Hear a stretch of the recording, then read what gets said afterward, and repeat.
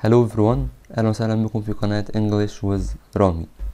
ان شاء الله النهاردة هنراجع مع بعض منهج اللغة الانجليزية للصف الثالث الاعدادي ترم اول، المنهج الجديد 2022. ان شاء الله النهاردة المراجعة اللي نراجعها مع بعض هنحل عليها اهم الاسئلة على المنهج كله بنسبة كبيرة. الامتحان مش هيخرج منها خالص، فانا عاوز كل واحد فيكم يكون مركز جدا في الفيديو ويشتغل معايا ويحاول يجاوب قبل ما انا اجاوب على كل سؤال. علشان ما نطولش، لو كنت اول مره تشوفنا ما تنساش تعمل سبسكرايب للقناه وتفعل الجرس عشان يوصلك كل جديد على القناه، وكمان لازم تشوف بقى الفيديوز اللي فاتت عشان تتابعنا من الاول. اما لو كنت مشترك في القناه ما تنساش تعمل لايك للفيديو، تكتب لنا تعليقك في الكومنتس. يلا بينا، خلينا نبدا.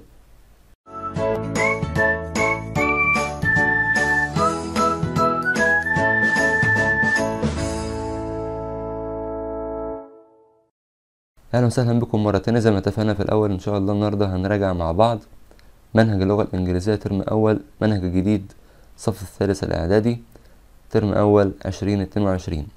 هنراجع مع بعض اهم الاسئله واهم حاجه على المنهج، ونحل اهم الاسئله اللي مش هيخرج منها الامتحان على حسب مواصفات شكل ورقه الامتحان اللي حددتها الوزاره. علشان ما نطولش خلينا نبدا على طول.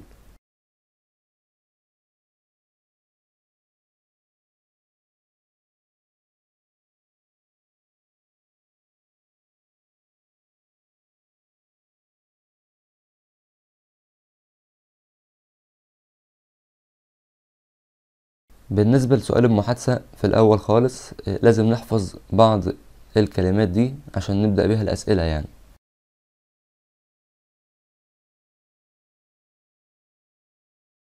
وبرضه ممكن نستخدم الافعال المساعده المناسبه بالزمن اللي بيجيلنا في المحادثه، سواء ماضي ولا مضارع ولا مستقبل، ونعرفه من الاجابه، زي am is are was were do does did has have had can could may might will would shall should must وهكذا.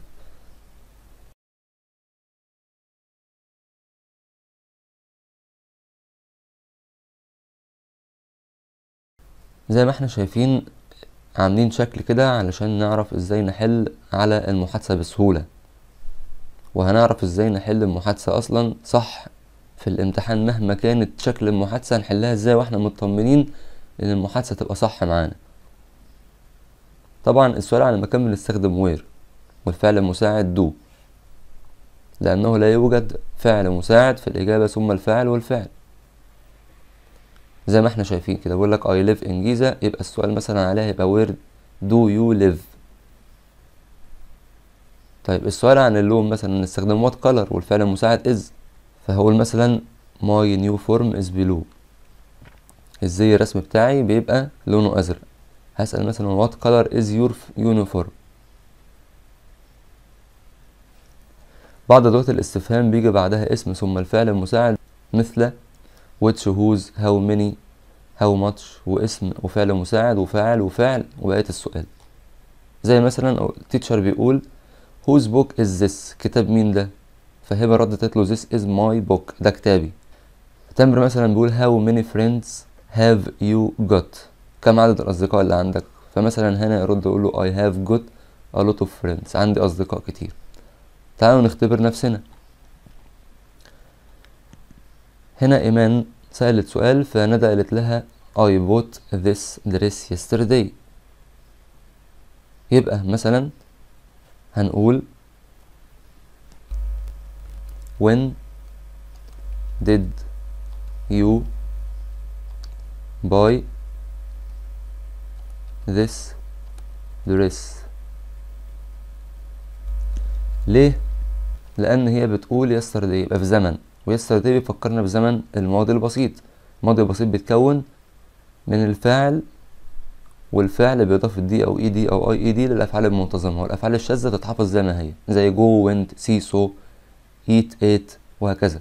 هنا بوت لأن باي تصريفها التاني بوت. طبعا في السؤال والنفي بزمن الماضي البسيط بنحط الفعل في المصدر من غير أي إضافات، زي ما أنا عملت when did you buy، فعل في المصدر this dress. فردت عليها قالت لي I bought this dress yesterday، أنا اشتريت الفستان ده امبارح. طيب ناخد مثال تاني. علي سأل سؤال فماهر رد عليه قال له this school is 50 years old. يبقى انا عايز اقول له كم عمر المدرسة دي. يبقى how old is this school؟ كم عمر هذه المدرسة؟ سارة هتسأل سؤال ومروة هترد عليها. مروة قالت لها تامر جوز، وجوز دي بتفكرني بالايه؟ تمام، برافو، بالمضارع البسيط. to the library once a week. مروة بتقول لها تامر بيروح المكتبة مرة في الأسبوع. يبقى أنا عايز أسأل على عدد المرات اللي تامر بيروح فيها المكتبة. يبقى هسأل وأقول طبعا عدد المرات يبقى how often. how often does، طبعا عشان تامر، وتامر تبقى كابيتال، أول حرف كابيتال يعني، عشان اسم go يبقى فعل في المصدر to the library. هنا هنا ورشا. هنا سألت سؤال ورشا قالت لها we are going to visit Alex next week. يبقى going to في استخدام المستقبل البسيط، يبقى هنستخدم ونقول when are you going to visit Alex؟ يبقى انتوا رايحين تزوروا امتى أليكس؟ اسكندرية. نيجي على ميار وميرنا. ميار سألت سؤال وميرنا قالت لها this mobile phone costs 1000 pounds. الموبايل ده بيكلف او تكلفته او تمنه 1000 جنيه. يبقى انا عايز اسأل تمنه كام. ممكن اقول how much does this mobile phone cost؟ لو بدأ السؤال بفعل مساعد او ناقص زي مثلا do او does او are او is او can بمعنى هل، فإن الإجابة هتبقى yes و no وبعد الفاعل والفعل المساعد، والعكس في تكوين السؤال زي ما احنا شايفين هنا. teacher كان هيسأل سؤال ونانسي ردت قالت له yes ميرنا was born in منصورة. نعم ميرنا كانت اتولدت في المنصورة. يبقى هيسأل سؤال بالفعل المساعد اللي هو was عشان في الماضي، يبقى was منا born in منصورة. طيب تعالوا نختبر نفسنا. احمد سأل سؤال فيوسف قال له no I didn't. بيفكرني بزمن ايه؟ excellent، شطار، بزمن الماضي البسيط. باي عشان طبعا مع النفي didn't بنحط الفعل في المصدر. that story yesterday. يبقى احمد هيسأله سؤال ويقول له مثلا did you buy that story yesterday؟ هل انت اشتريت تلك او هذه القصة امبارح؟ فقال له لا انا ما اشتريتهاش امبارح. مريم تسأل سؤال وإيمان ردت عليها قالت لها يس سارة جوز. جوز بتفكرنا بمين؟ اكسلنت، شطار، المضارع البسيط باستخدام الفاعل والفيرب بإضافة اس أو اي اس أو اي اي اس مع الهي والشي والات أو اسم مفرد غائب زي سارة. to the club once a week. يبقى هنا بتقول لها نعم سارة بتذهب إلى النادي مرة في الأسبوع. يبقى أنا عايز أقول لها هل سارة؟ طبعا أنا بسأل مين؟ اكسلنت، يبقى does سارة go to the club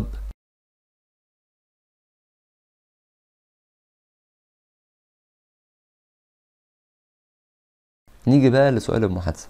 علشان نحل المحادثة صح ونتأكد ان حلنا صح لازم تركز وتسمع وتمشي بالنصيحة اللي هقولك عليها دي، هتخليك تحل اي محادثة في اي امتحان مهما كان شكلها. اول حاجة لازم نقرأ العنوان ونترجمه، وتاني خطوة لازم تقرأ المحادثة بالكامل باللغة الانجليزية وتترجمها بسرك بالبلدي زي ما بنتكلم كده، ما ترجمهاش باللغة العربية الفصحى علشان تسهل على نفسك. لكن ممنوع انك تقرأ سؤال وتجاوب عليه على طول، لازم تكمل الموضوع كله كان بيتكلم على ايه وتشوف علشان يبقى اجابتك كلها ماشية مع بعض. يلا بينا نبدأ. هنا بقول لك منى مت سلمى who is going to sports center. يبقى منى قابلت سلمى اللي كانت رايحة او اللي رايحة المركز الرياضي.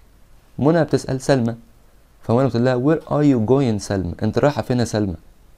فردت عليها، فمنى سألتها سؤال تاني، فسلمى ردت قالت لها it's next to the train station، ده جنب محطة القطار. فمنى قالت لها what sport do you play there، انت بتلعبي انهي رياضة هناك؟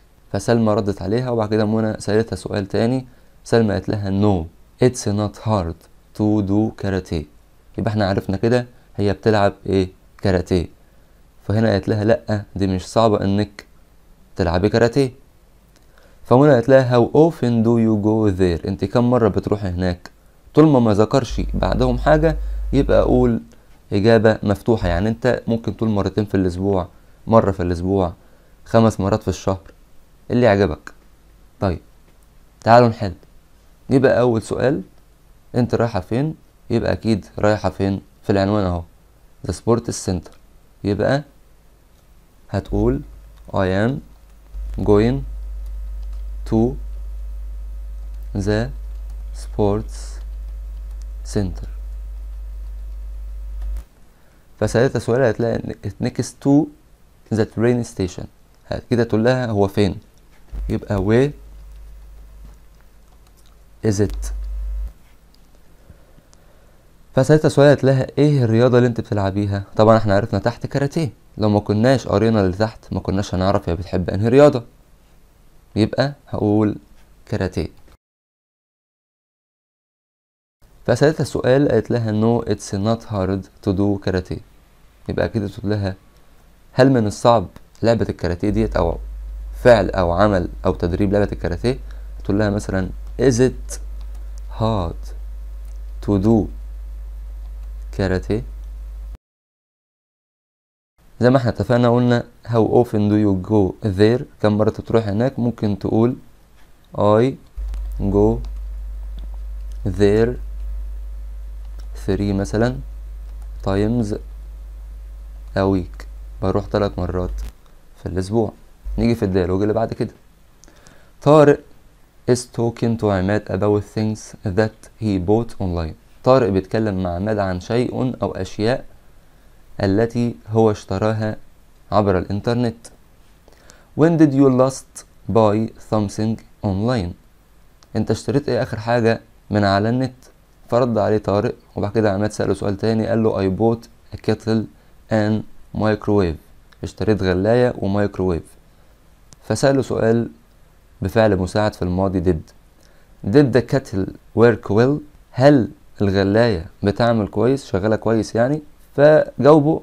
وبعد كده عماد سأله سؤال تاني قال له طارق unfortunately، يعني لسوء الحظ it was really noisy، دي كانت يعني بتعمل صوت ضوضاء. فعماد قال له what did you do، انت عملت ايه؟ طيب نبدأ بأول واحد. يبقى كده في الأول ممكن أقول له last week.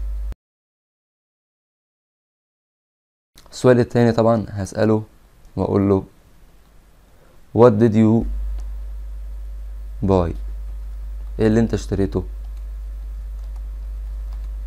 طبعا قلت did علشان بنتكلم في الماضي، فقال انا اشتريت ايه؟ كاتل ومايكروويف. فقال له did the kettle work well، طبعا انا عاوز اجابه بيس ونو، طبعا مش هينفع اجاوب اي اجابه لان هنا بيقول لي لسوء الحظ دي كانت بتعمل ضوضاء، يبقى no it didn't. فسأله سؤال عشان كده قال له لسوء الحظ، فممكن اقول له why وخلاص. وممكن اقول له اجابة تانية، هقول له مثلا what was wrong with it، ايه المشكلة كانت معاها يعني اللي كانت فيها مثلا. فاقول له مثلا انا عملت ايه، بقول لك انت عملت ايه، فممكن اقول له I return back it back، انا رجعتها تاني. نيجي بعد كده للمحادثة اللي بعدها. ميار is talking to كنزي who has bought a new smart TV، ميار بتتكلم مع كنزي اللي هي اشترت تلفزيون بالنظام الحديث الجديد. فمار بتقول لها what a nice TV، يا له من تلفزيون جميل. when did you buy it، انت اشتريتيه امتى؟ فجاوبت عليها، قالت لها how much is it، تمنه كام؟ جاوبت عليها برضو. فسألتها سؤال، قالت لها I bought it from بيتك، انا اشتريته من شركة بيتك. سألتها سؤال تاني، قالت لها yes it has a 20% discount، ده كان عليه خصم 20%. فسألتها سؤال تاني، قالت لها can you come with me to get one، ممكن تيجي معانا نشتري واحد. عجبها بقى تلفزيون.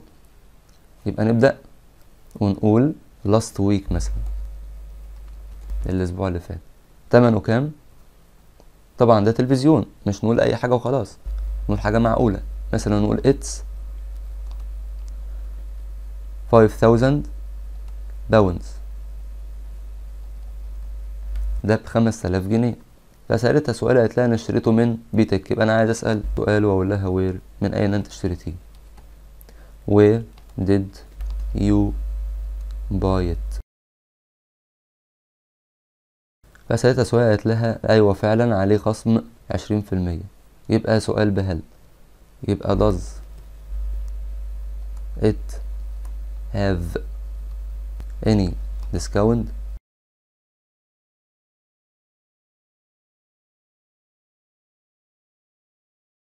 فطبعا لما قالت لها ممكن تيجي معايا، اكيد طبعا هتقول لها sure مثلا او of course.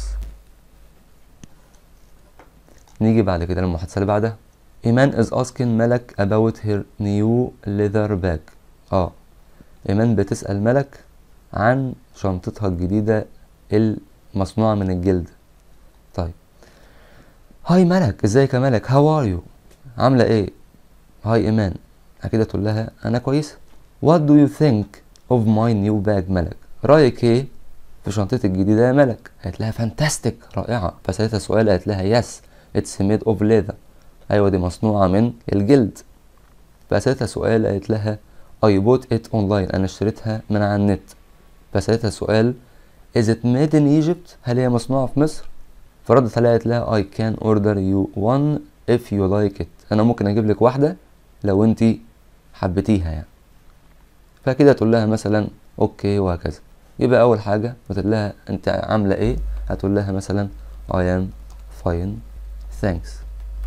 قالت لها أيوة ده مصنوع من جلد، يبقى أنا ممكن أقول لها is it made of leather، هل هي مصنوعة من جلد؟ طيب، وسألتها سؤال، قالت لها أنا اشتريتها أونلاين، وبوت يبقى في الماضي، يبقى من أين أنت اشتريتيها، يبقى where did you buy it.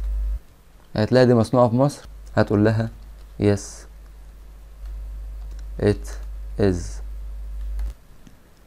قالت لها ممكن أجيب لك واحدة لو أنت حابة، تقول لها أوكي أو thanks، يا إما أوكي يا إما thanks. نيجي على المحادثة اللي بعدها. زكي is talking to نور who is reading about مجدي عادل سيد. زكي بيتكلم مع نور اللي هو بيقرأ عن مجدي عبد السيد. هاي نور، ازيك يا نور، what are you reading، انت بتقرأ ايه؟ فرد عليه، اكيد طبعا احنا عرفنا خلاص. فسأله سؤال زكي، فرد عليه قال له he is a campaigner for people who are disabled، ده هو مناضل للناس اللي هم المقعدين او المعاقين. قال له so is he disabled، هل هو معاق او مقعد؟ فرد عليه بعد كده قال له سؤال، قال له he won، هو كسب او فاز an award، جائزة from Cambridge University، من جامعة كامبريدج. قال له is he still helping people now، هل هو ما زال بيساعد الناس؟ فرد عليه قال له he works with a charity to help disabled people، هو يعمل مع جمعية خيرية لمساعدة الناس المقعدين أو المعاقين. فممكن أقول أول واحدة يبقى I am reading about مجدي عبد السيد. طيب، بقى كده هسأله بقول له هو مين ده، يبقى who is مجدي عبد السيد. فبيسأله بيقول له هل هو مقعد؟ فأكيد طبعا yes he is. فهيقول له ايه الانجازات بتاعته يعني، عشان كده بقول له هو فاز جائزة وكده. يبقى اقول له مثلا what did he achieve؟ فبيقول له هل هو مازال بيساعد الناس؟ اكيد طبعا، لان هنا الاثبات اهو، هو بيعمل في جمعية خيرية، يبقى yes he is.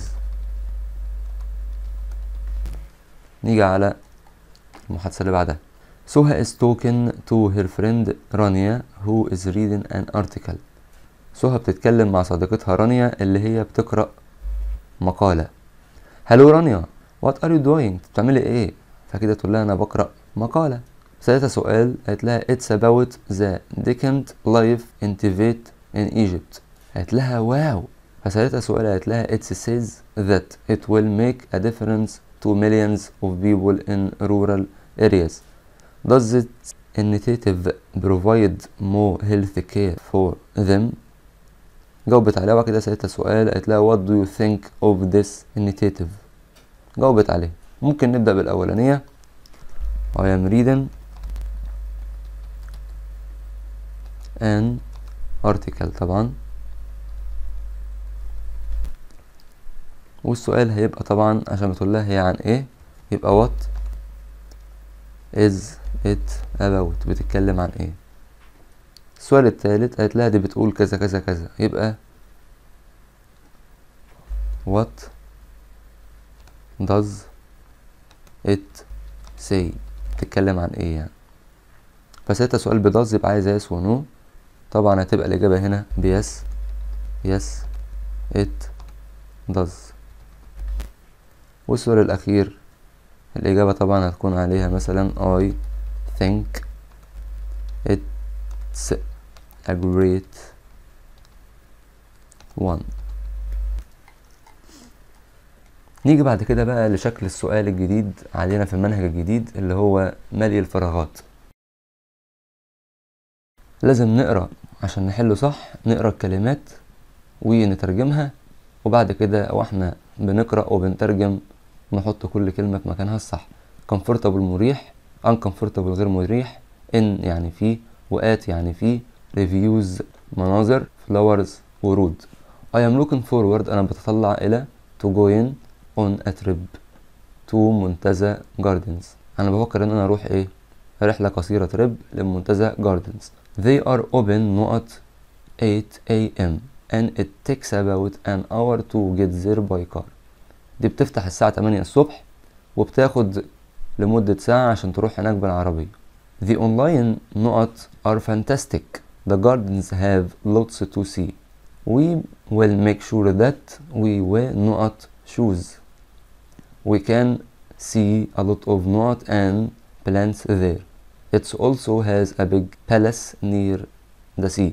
خد بالك palace يعني قصر، وخد بالك بتوقع في الامتحان ما بينها وما بين كلمة place مكان. يبقى طبعا الأولى هنقول فيها at لأن الساعات بتاخد at، والتانية هنقول reviews.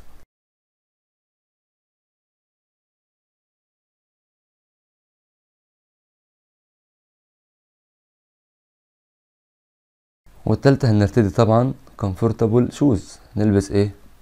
حذاء مريح. والأخيرة a lot of ايه؟ flowers طبعا عشان ديت جناين. نيجي على بعدها bad worst و easy وبوكس وتكنولوجي وسبيكر. bad سيء، worst الأسوأ وديت صفة تالتة، easy سهل، بوكس كتب، تكنولوجي تكنولوجيا، سبيكر متحدث. there are some items أشياء of نقط inside my house بداخل منزلي. the best item الشيء الأفضل is the نقط it looks great and it's نقط to use ده عظيم وكذا في الاستخدام. we can use it احنا نقدر نستخدمه on our television على التلفزيون بتاعنا or to play music عشان نلعب موسيقى أو نعزف موسيقى يعني. it gives us excellent sounds بيدينا صوت حلو قوي. the نقط item in my house is the toaster it looks good in the kitchen but it burns the bread. يبقى الأولى هنقول فيها تكنولوجي طبعا،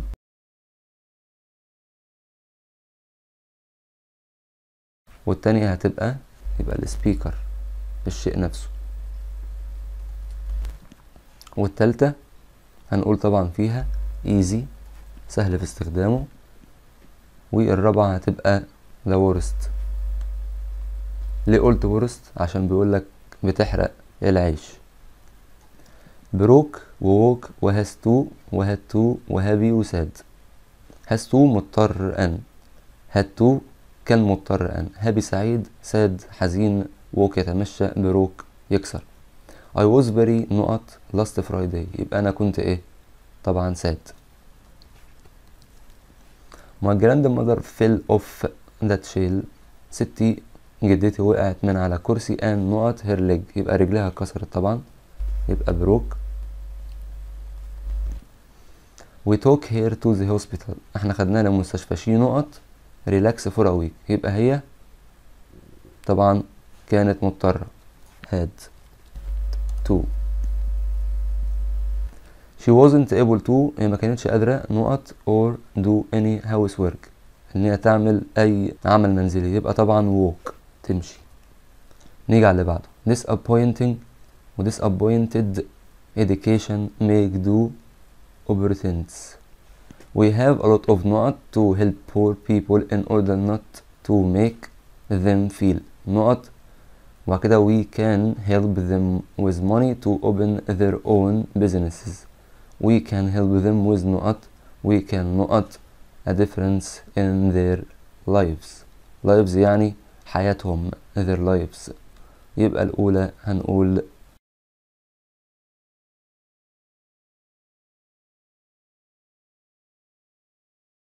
opportunities، والتانية هنقول فيها disappointed.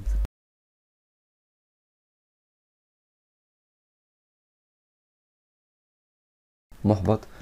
we can help ديت هنقول فيها بعدها we can help them with، يبقى نساعدهم بيه education بالتعليم،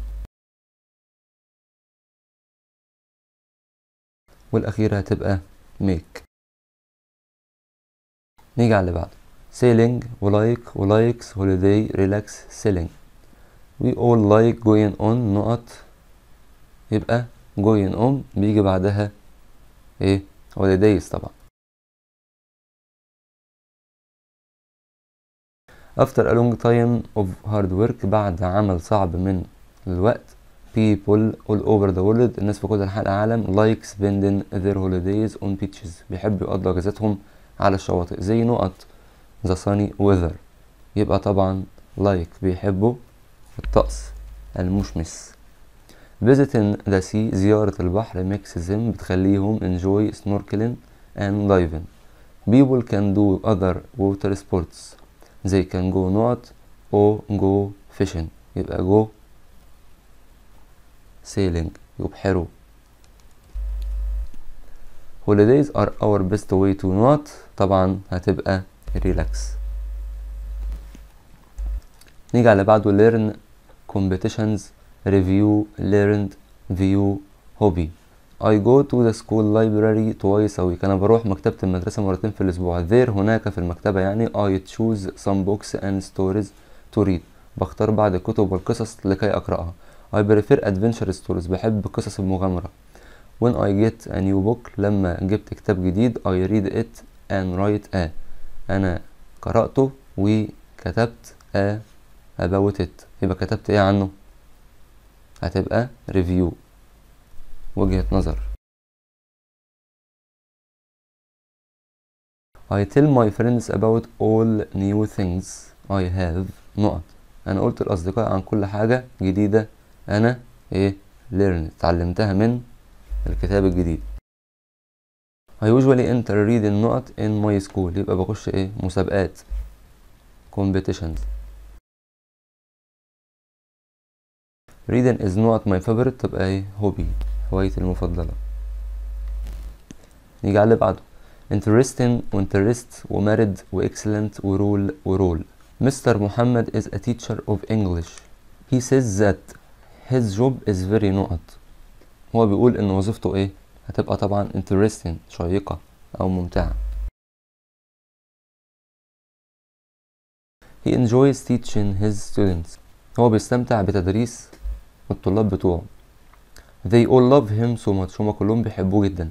They say he is an نقط teacher. يبقى like. He started his job before he got نقط. يبقى هو بدأ شغله قبل ما ايه؟ يبقى يتجوز married.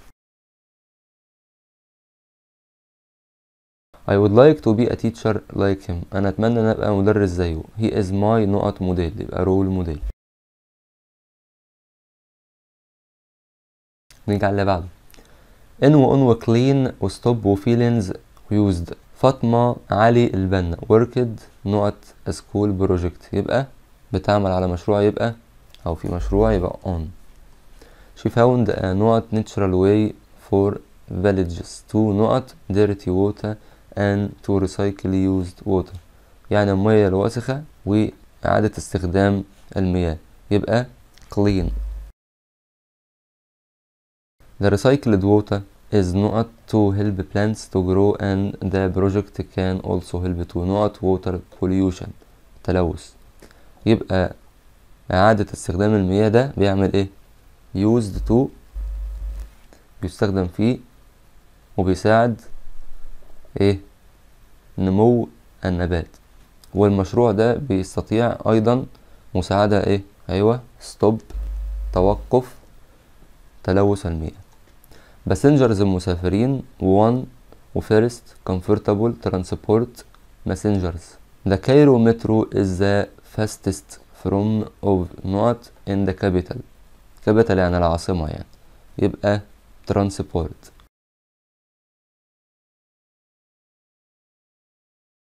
It's the نقط metro system in Africa and the Arab world. يبقى أنا عايز أقول هو الأول مترو، يبقى first أول نظام يعني. It was opened in 1987. اتفتح في سنة 1987 as line 1 from حلوان to Ramses Square with a length of 29 kilometers. بتاخد مسافة 29 كيلومتر. Now الآن it has 3 lines. في 3 خطوط. It carries nearly 4 million. بتحمل تقريبا يعني 4 مليون. يبقى 4 مليون ايه؟ مسافرين passengers.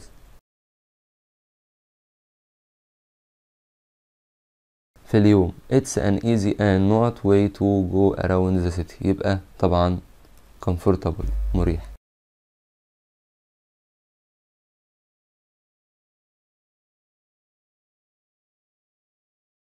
either و all و both و buy و stores و traditional تقليدي. many people like to go to shops to buy their needs. بيحبوا يروحوا المحلات عشان يشتروا اللي هم عاوزينه. they find it better for not them.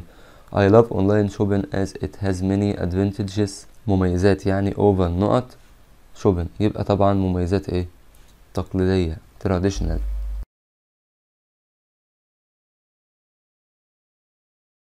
first some online.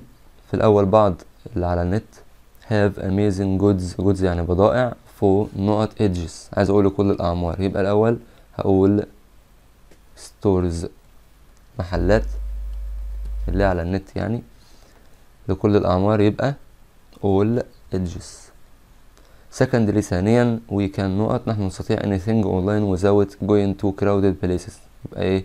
buy نشتري لأن كان بتاخد الفعل في المصدر. يبقى نشتري أي شيء من على النت من غير ما نروح في أماكن مزدحمة. thirdly ثالثا it always has discount فيها خصم. نيجي بقى لسؤال القطعة. سؤال القطعة علشان نحله لازم حاجة من الاتنين، يا تقرأ القطعة وتترجمها يا إما تقرأ الأسئلة وتترجمها عشان لما تيجي تقرأ القطعة تبقى عارف الإجابات بتاعتك إيه. There is a plan to build a new parking garage downtown. في خطة لبناء جراج لركن العربيات يعني في وسط المدينة. To build it عشان تبني ده the city will have to cut down 7 large trees that are over 50 years old. يبقى المدينة سوف تكون مضطرة have to لقطع 7 أشجار كبار اللي هم موجودين بقالهم 50 سنة. Some people in the town بعض الناس في المدينة are protesting the decision القرار يعني to build the parking garage at this location في هذا الموقع. They do not want these trees to be cut down. يبقى هم مش موافقين. وطبعا الكلمة ديت هيجيلك تحتها سؤال ويقولك بتشير لإيه أو معناها إيه. هنا مش موافقين قطع الأشجار. On the other hand من ناحية أخرى people argue that اللي موافقين على ده this is the only location that will work. بيقولوا إن المكان أو الموقع ده هيشتغل. It is the only piece of land large enough for a parking garage and close to downtown.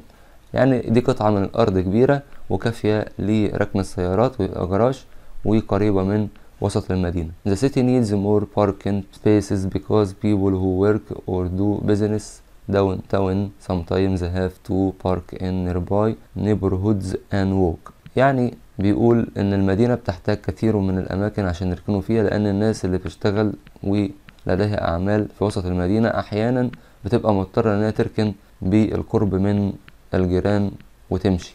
One option would be to build the parking garage at this location and plant a new tree for every tree cut down. يعني نزرع شجر جديدة لكل مكان شجرة اتقطعت. The city could have a new parking garage without reducing the total number of trees down.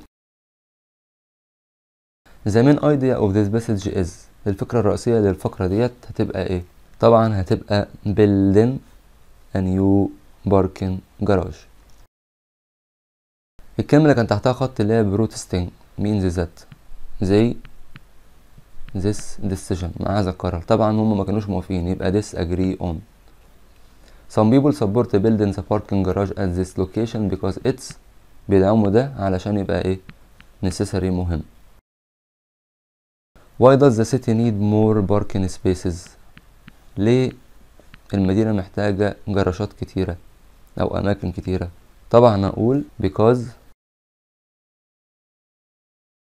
لأن السؤال اللي بواي يبقى because أو to people who work. ونكمل الجملة من القطعة هتبقى اهي or do businesses لغاية هنا بقية الجملة. summarize the passage in 2 lines. لخص الفقرة في سطرين. ممكن أقول له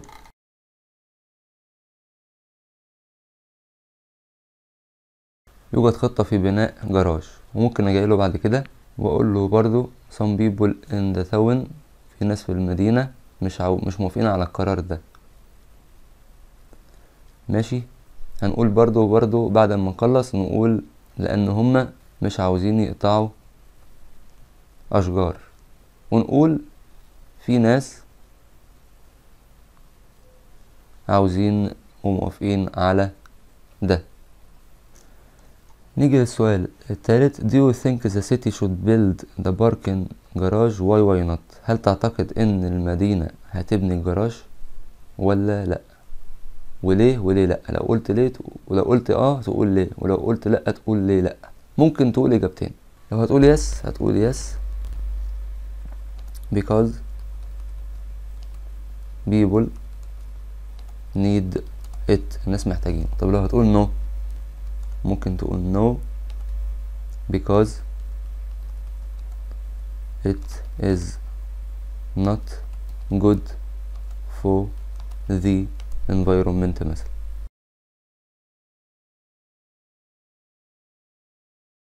نيجي للقطعة التانية. education is the important thing for our life. التعليم هو شيء مهم في حياتنا. education is important to understand the universe around us.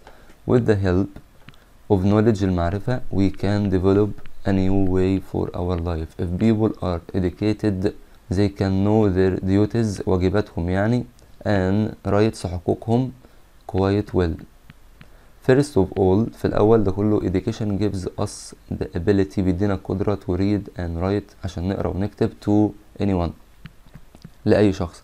A good education التعليم الكويس is extremely essential for everyone to grow and succeed in life عشان يبقى كويس وبينمو كل واحد فيه وينجح في حياته.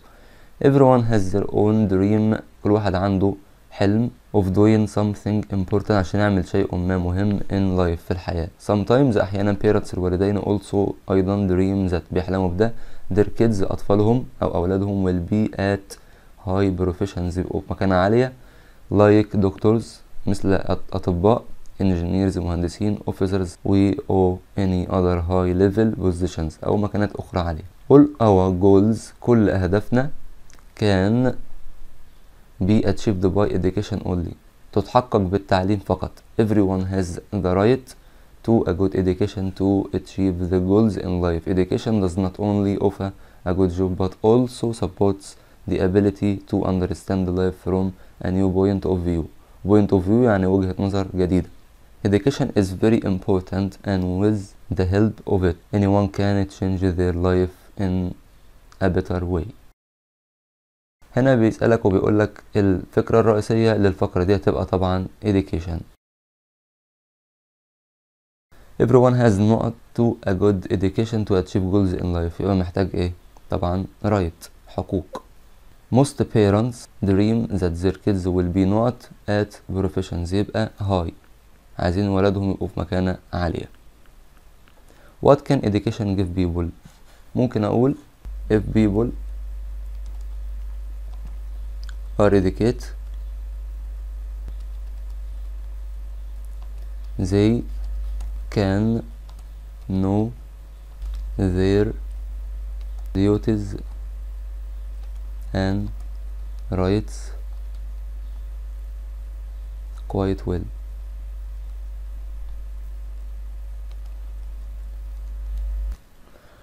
How can people achieve their goals؟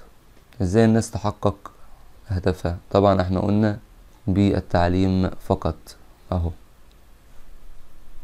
by education only بس تكتب البي capital.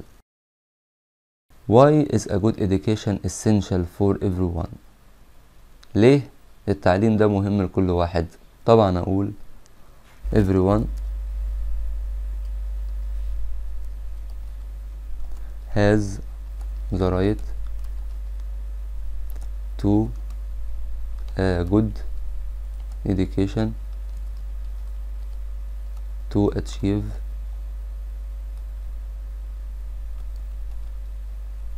their goals in life في الحياة.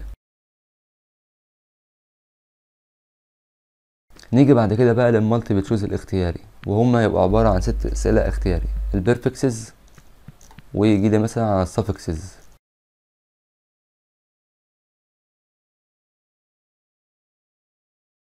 خلينا نحل برضو أهم الأسئلة مع بعض. ده نون هوب الاسم بتاع هوب يأمل أو يتمنى. كان بي an adjective ممكن تبقى صفة لما بنضيف لها السفكس ايه تبقى full. the suffix نقط is added the word لو اتضافت ليه كلمة peace تعمل صفة يبقى برضو full. how do we from an adjective from the word history؟ احنا بنضيف السفكس للهيستوري هتبقى ايه؟ يبقى historical. the suffix نقط means that something can be done يبقى able. we add the suffix هنا لل IVE to the verb create عشان تكون شكل ايه؟ يبقى an adjective. we change the verb design احنا بنغير يصمم ده الفعل into a noun للاسم لما بنضيف يبقى ايه؟ designer تصميم. we add the suffix نقط to the end of the word scholar to change the meaning عشان تغير المعنى يبقى ship scholarship.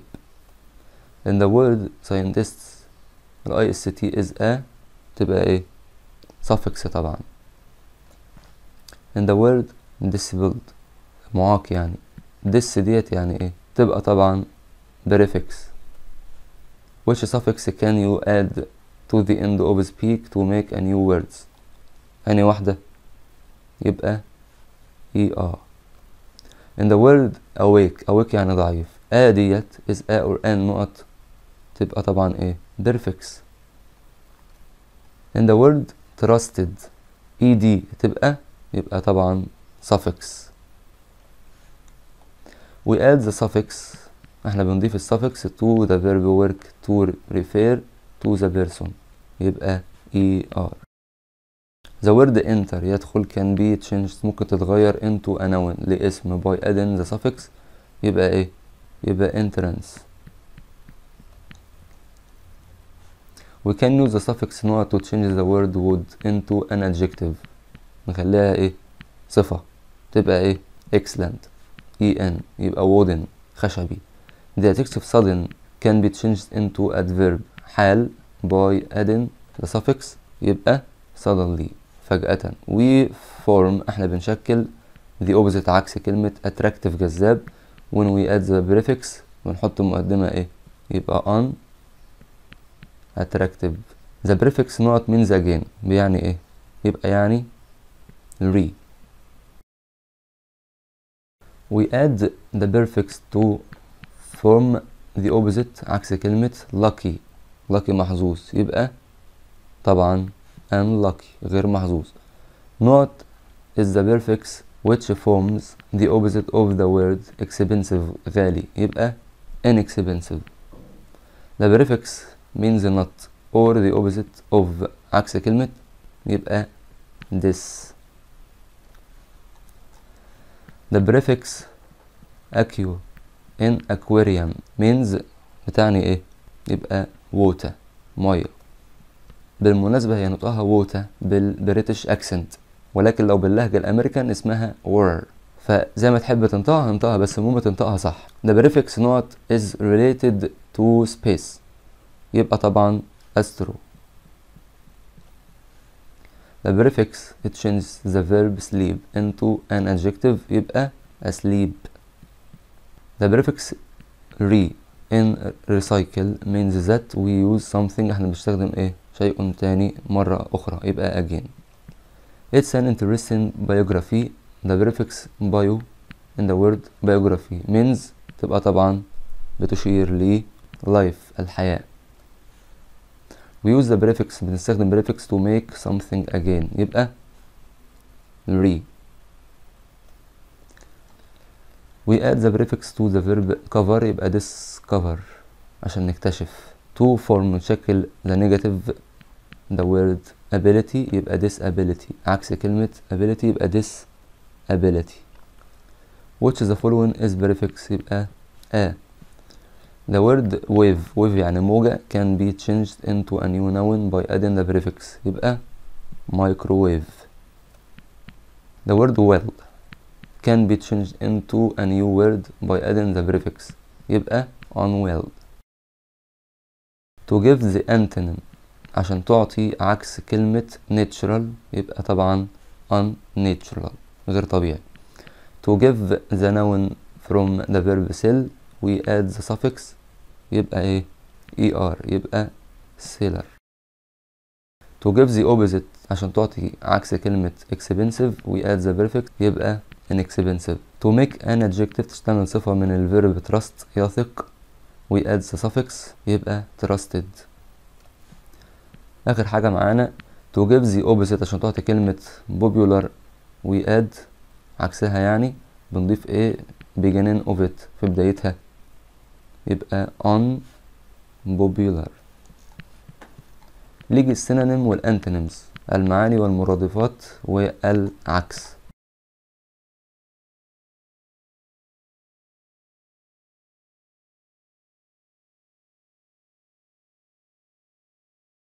the synonym of colorful مرادف كلمة colorful يبقى bright. the new shoes are not comfortable مش مريحة. another word of uncomfortable another word for comfortable is relaxing. which of the following is not a pair of antonyms يعني جزء من. الانتونيمز يبقى adult و grow up. They know how to fix their cars. The word fix can be replaced by repair. ممكن نغيرها بريبير، يصلح ويصلح. choose a pair of words. اختار الاتنين من الكلمات التي متشابهة في المعنى من بتاع fake. يبقى false و untrue، غير حقيقي. the best synonym of the word different. المرادف الأفضل اللي بتاع different يبقى dissimilar. what's the synonym of the word unusual؟ يبقى normal، طبيعي. the synonym of the word suitable is يبقى طبعا proper. the synonym of the word local يبقى national، محلي. he made an incredible discovery. the word incredible المرادف بتاعها طبعا يبقى really good. it will be fun to get to the circus. السيرك يعني. the word fun المرادف بتاعها يبقى pleasure، مسرور. مؤدات always supports me بيدعمني to do better at sport. support يدعم هنا يبقى معناها ايه؟ يبقى help.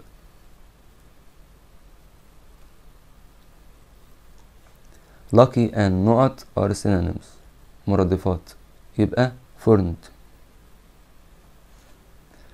his suggestions اقتراحاته helpful to me بتساعدني. the synonym of helpful مرادف كلمة helpful يبقى useful، مفيدة. the best synonym in the word inside is يبقى in. the synonym of the word comfortable يبقى طبعا relaxing. she's worried about her brother. worried نفس المعنى بتاعت anxious. they look very similar. the word similar المينينج بتاعها يبقى ايه؟ يبقى alike. he works hard to improve his skills. هو بيشتغل بجدية علشان يحسن مهاراته. improve هنا نفس المعنى بتاعت develop، طبعا يطور. the word positive can be replaced by يبقى good. it's important to help our friends. help means تعني support. the word careful is similar is meaning يبقى cautious. the word customer زبون can be replaced تبقى buyer. life is full of happiness and sadness. سعادة وحزن. the words الكلمات happiness and sadness are طبعا antonyms، مضادات. which of the following words are antonyms of the word near؟ يبقى طبعا both A and B. choose the correct pair of antonyms. يبقى sweet و bitter. the opposite of popular عكس كلمة popular يبقى unknown. the words and fail are antonyms. يسقط أو يفشل يبقى طبعا achieve، ينجز أو يحقق. the antonym helpful يبقى useless. he always encourages us. هو دايما بيشجعنا. the word encourage the opposite عكس كلمة يشجع يبقى disappoint، يحبط. the antonym word ill مريض عكسها طبعا well، كويس. the opposite of not is wonderful عكس كلمة wonderful يبقى طبعا horrible. كلمة beautiful جميل dissimilar يبقى عكسها ugly قبيح. the two results are equal النتيجتين متساويين. equal is antonym عكسها كلمة يبقى different مختلفين. the food was horrible الطعام كان مش كويس. the word horrible is antonym عكسها كلمة wonderful. what is antonym of a bit؟ عكس كلمة a bit يبقى a little. the words كلمات and cheerful are antonyms يبقى disappointed. he is so rude هو وقح جدا. that nobody عشان كده مفيش ولا واحد likes him بيحبه. nobody عكسها كلمة يبقى everyone. the word smart ذكي أو أنيق gives the same meaning تعني نفس المعنى ل intelligent ذكي. yeah it was an incredible play. دي antonym incredible عكس incredible تبقى طبعا horrible فظيعة. turn on the opposite of turn off يقيد عكسها يطفي and log in عكسها يبقى log out. log in و log out يدخل ويخرج. we should be mindful the word mindful عكسها كلمة طبعا unmindful.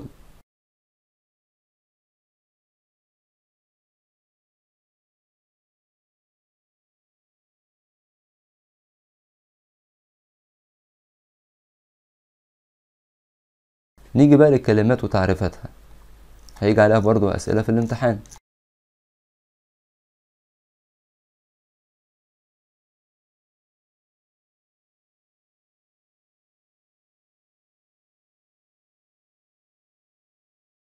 A knot is an area between two hills or mountains. المكان اللي هي منطقة تبقى ما بين تلال أو جبال يبقى طبعا valley وادي. A knot carries people or cars across water. اللي بيحمل الناس عبر المية يبقى الفيري المعدية. A knot someone who is traveling on a plane or train and car. It's إلخ يعني and is not driving it مش بيسوقها يبقى مسافر passenger. A knot uses rails like a railway to travel along roads usually in cities يبقى طبعا الترام. RN is a period of 100 years يبقى century current. To knot is to send a message electronically يبقى email. Our knot can cook things quickly يبقى microwave. You can make bread warm with a or a knot يبقى toaster. We can make a hot drink like coffee with a or an نقط يبقى coffee machine. A or an نقط is a group of questions that you ask people to find out information about something يبقى survey. A or an نقط is someone who pays يدفع to live in a room in house يبقى lodger. Our knot is a board that people put on a wall to put messages on يبقى طبعا notice board لوحة إعلانية. Our knot is a small area of city منطقة صغيرة في المدينة or the people who live there يبقى طبعا neighborhood الجيرة يعني. Our knot is a long narrow boat for one or two people يبقى canoe. Our knot is a book and film and play يعني مسرحية وإلى آخره يعني that contains تحتوي the story of an earlier one يبقى طبعا cool. Our knot is someone that you want to copy because you respect them يبقى role model. Our knot is a group of people who can meet during a health emergency يبقى bubble. Our knot is a book or text about someone's life يبقى biography عن حياة شخص. نيجي بقى للكومبليت. السؤال الكومبليت ده بيتكلم عن الجرامر فقط لا غير. طبعا عندنا الجرامر في الست وحدات. هنحل دلوقتي عن حروف الجر والمضارع البسيط.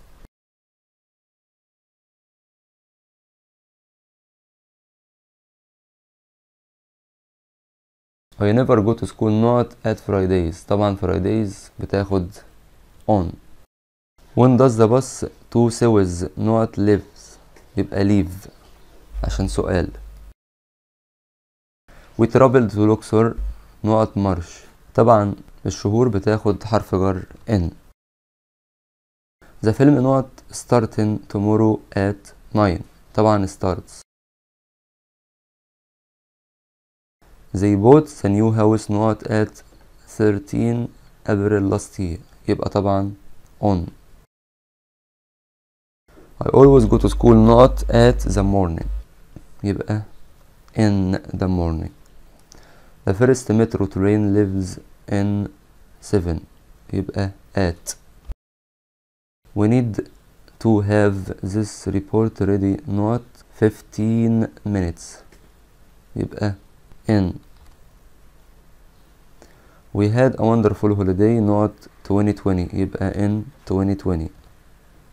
What time not the lesson start. يبقى does. The library not at 8:30 in the morning. طبعا يبقى opens لأن اللايبراري مفرد. The train to Port Said. القطار لبورسعيد عايز أقول يغادر هذه المحطة في الساعة 3:15. يبقى leaves. نيجي بعد كده للمقارنة ما بين اتنين والمقارنة ما بين شخص ومجموعة و both و either و neither و none ونحل عليهم ومعاهم برضو the past simple الماضي البسيط و past continuous tense الماضي المستمر. They not visit the pyramids 2 days ago. يبقى visited. The speakers نور. يبقى neither عشان نور. None of us not want to buy these phones. يبقى wants لأن none of يبقى كل واحد على حدة يعني. Red is not popular color for our toasters this year. يبقى the most بفضله. Chess is less popular. الشطرنج أقل شهرة يبقى من كرة القدم. يبقى than وليس than. سلمى is not than إيمان. يبقى سلمى taller than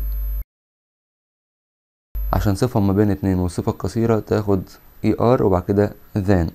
It is not to buy clothes in shops than online. يبقى better.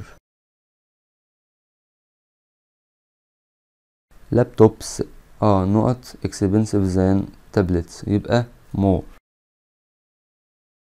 هلا friends maths than science. يبقى more difficult.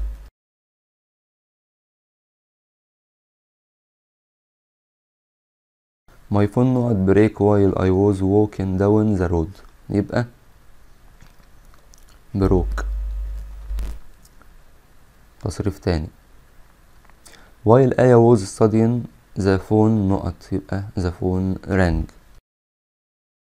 while Dina not her mom called her. يبقى while Dina was reading. while I was in Port Said I go to the canal to see the ships. يبقى I went. Amir not study all night yesterday. يبقى was studying. مصطفى not either played games نور يبقى neither. both ماجدة not or هدى are kind. يبقى and. كلا من يعني. both علي and his friends not happy. يبقى both of not are friends. يبقى us. both of them not do طبعا مش does عشان جمع. neither علي يبقى nor. I want to eat not fish and potatoes. يبقى حاجتين يبقى both عاوز اكل ده وده. هنا or يبقى either. نيجي بعد كده البريزنت كونتينوس المضارع المستمر واشكال المستقبل باستخدام verb to be و going to. والادجكتيف الصفات المضافة لها ing او ed. next Friday I am going not visit my uncle in Cairo. يبقى to visit. Jana is going to not spend the holiday in Alexandria. يبقى spend. look at this car. بص للعربية دي. it not crash. يبقى it's going to. عندي دليل ان هي هتتحطم او هتعمل حادثة او هتدخل في حاجة. They are not the great pyramids next week يبقى they are going to. آية نقط married next week يبقى is getting. The government الحكومة نقط a new school everything is arranged يبقى is building. I am نقط the manager طبعا I am يبقى meeting. I نقط the city tomorrow I have arranged that يبقى I'm visiting. كل ده علشان arranged. كلمة arranged بتخليني احط الفيرب to be زائد الفيرب ing. They are not discuss يناقشوا يعني this problem at the next meeting يبقى discussion.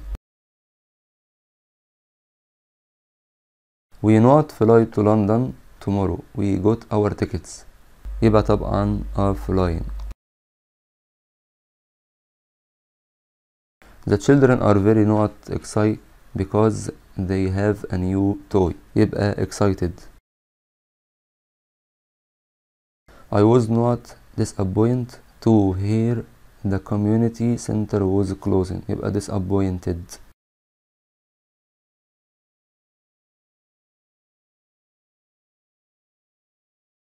That is a very not interesting building said the architect يبقى طبعا interesting.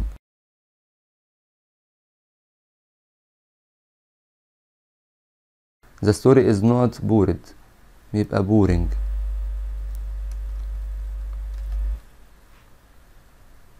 I was really not interested in the match يبقى interested. Have you seen that film? It's really not frightening يبقى frightening.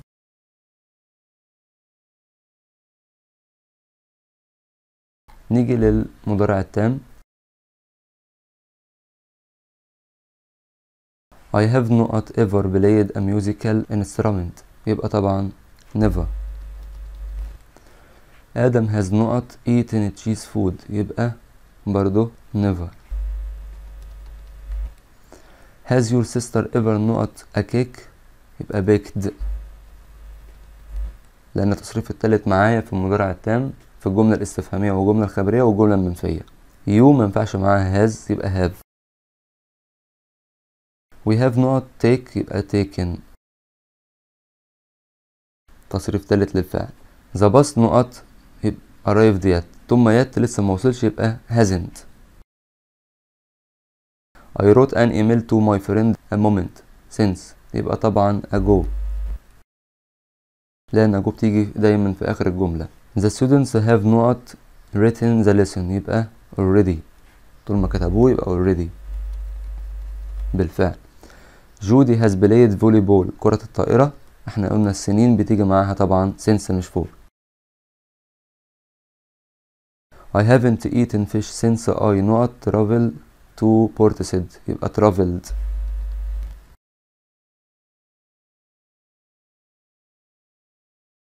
How often has Ali been a doctor يبقى how long طبعا كم المدة. Have you answered all the questions right you are so clever يبقى already طبعا أنا مش مصدق يعني. when not you get married last year فطبعا did مش do. they have been not married for 20 years يبقى married.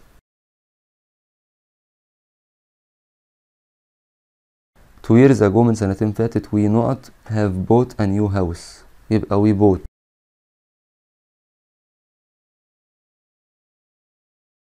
where not you go last holiday يبقى where did you.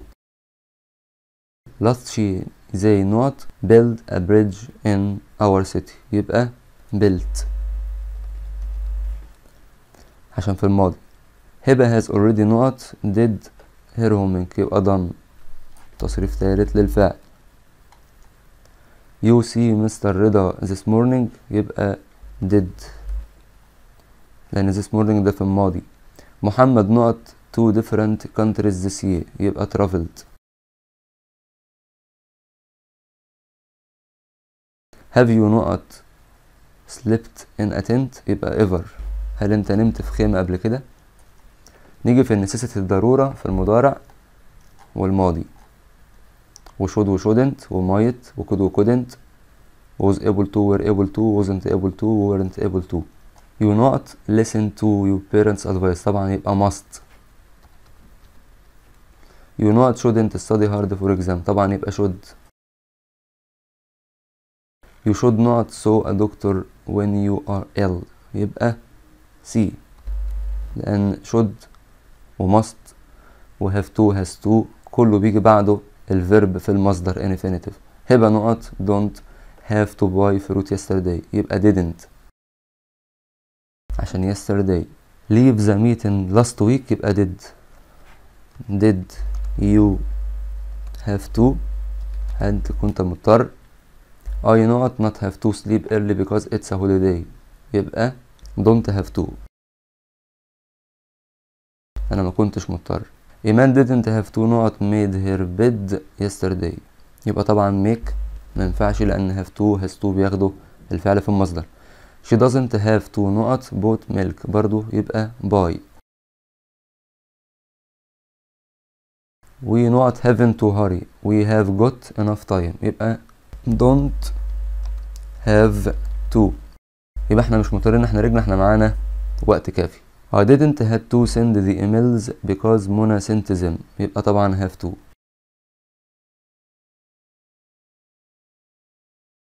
not you able to write an email when you were 10، يبقى طبعا were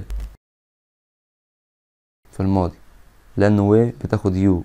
هاني not able to swim when he was 5، يبقى was. he not could able to solve his problem، يبقى was. you be able to find your bag، يبقى were you. you hear what I was saying، يبقى could. they not able to get tickets for the show yesterday، يبقى طبعا were able to. أحمد didn't go to school، he might not ill، يبقى might be. he might not get there in time but I can't be sure، وأنا مش متأكد، يبقى طبعا get فعل في المصدر. you not must smoke in hospitals، طبعا يبقى mustn't ممنوع.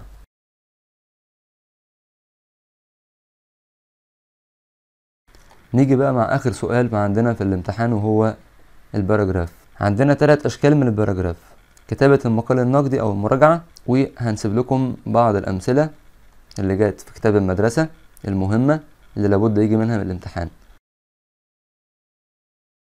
مع كل باراجراف وقف الفيديو وتقدر تكتبه أو تلقط صورة للشاشة بتاعة الموبايل وتحتفظ بالباراجراف.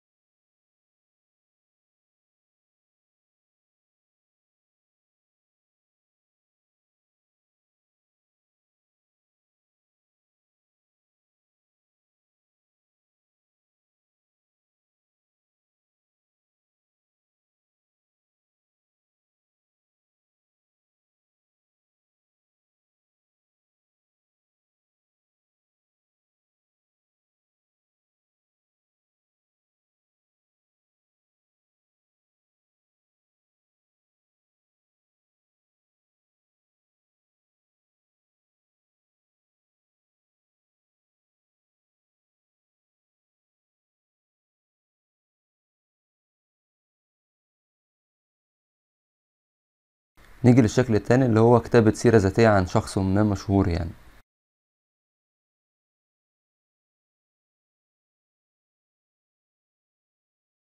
دي أمثلة طبعا عليه.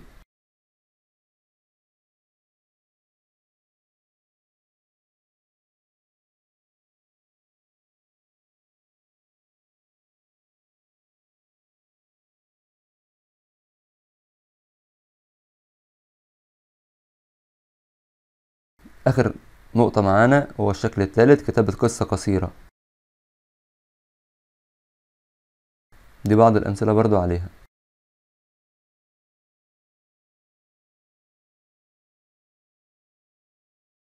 وبكده نكون خلصنا مع بعض اهم الاسئلة على منهج اللغة الانجليزية للصف الثالث الاعدادي الترم الاول المنهج الجديد 2022. اتمنى التوفيق والنجاح لكل الطلبة، وان شاء الله هتلاقوا تحت الفيديو ده اهم 5 امتحانات هنحلهم مع بعض على شكل الامتحان النهائي اللي هنمتحن عليه في المدارس. مش هيخرج منهم الامتحان ان شاء الله بنسبة كبيرة. اشوفكم على خير في الترم الثاني. جود باي.